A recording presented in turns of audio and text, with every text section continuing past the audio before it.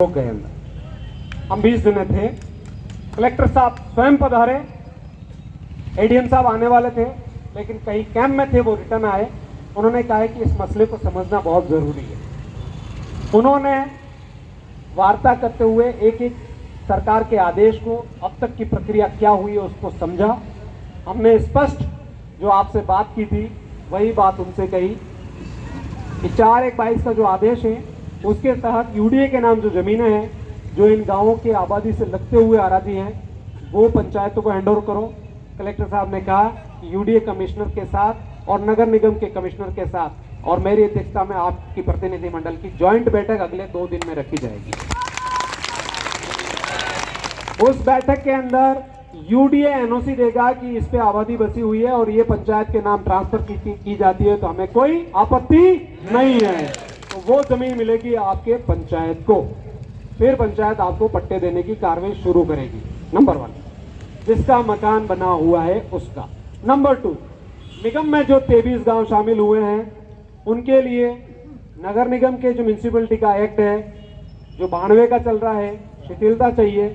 उन्होंने कहा कि ये भी रिकॉर्ड जल्द से जल्द नगर निगम को ट्रांसफर करवाएंगे और शिथिलता का थोड़ा मसला है तो सरकार स्तर से इसमें हमारी तरफ से लेटर भेज देंगे। आप भी थोड़ा जोर लगाना, वहां से भी काम ये हो जाएगा।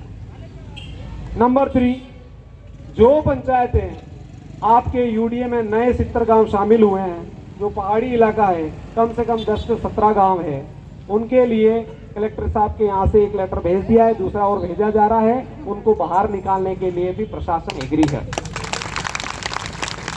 नंबर 4 जिन पंचायतों ने 26/12/2024 से पहले पट्टों की अधिसूचना जारी कर दी है और नगर निगम में आया है, उसके अंदर जो नियमों में विरोधाभास है, यूआईटी 2013, पंचायती राज 2016 और नगर निगम 92, उसके लिए भी वो आपत्ति जो कॉल कर चुके हैं उनके लिए विशेष शिथिलताओं के लिए भी लेटर प्रशासन सरकार को भेजने को तैयार है। अर्ध घुमंतु और घुमंतु जाति के लोगों की जो फाइलें पेंडिंग है वो भी इसी यूडीए के चक्कर से अटका पड़ा था कि जमीन तो वो देना चाहते हैं लेकिन देवेगा क्योंकि वो यूडीए के नाम है, तो उसके लिए भी वो कह रहे हैं कि ये समस्या होते ही इनकी समस्या का भी समाधान हो जाएगा। आखिरी पॉइंट, बिना नोटिस जिनके मकान तोड़े, हमने कहा उनके साथ न्याय होना चाहिए। 1989 में उन लोगों को जमीन मिली यूआईटी की और 2025 में आप तोड़ने पहुंचे। 35 साल में आपके अफसर अधिकारी कहां थे? उन्होंने कहा है कि गफलत इधर से भी हुई है और जो 2-3 साल के भीतर ही अगर मकान बने, गूगल इमेज और बारीकी से जांच कर रहे हैं वो, अगर पुराना मकान है और पहले का मकान है, ज्यादा अतिक्रमण से ताजा अतिक्रमण नहीं के पुराना है, तो उसके रिलैक्सेशन पे विचार करेंगे और जिन्होंने जांच नहीं की और देखरेख नहीं की उनकी लिस्टिंग करके उनके खिलाफ कार्रवाई होगी। जिन अधिकारियों ने ये कार्रवाई जो अनदेखी की, जिस चलते में ये सारी चीजें उपजी, उसकी कार्रवाई होगी। हमने इन 6 बिंदुओं पे उनको कहा है कि न्याय होना चाहिए।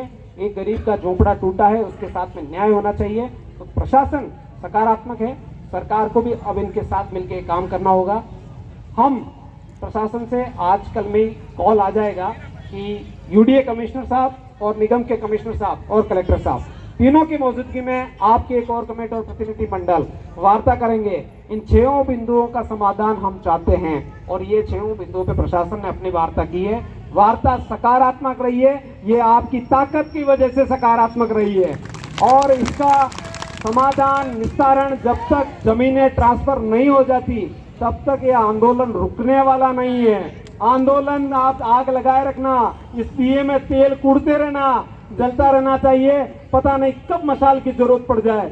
अभी का रुख जो लगा है, ये कोर कमेटी बता रही है कि पूरी तरीके से प्रशासन इस मसले के समाधान ढूंढने में जुट गया है। भारत माता की, भारत माता की।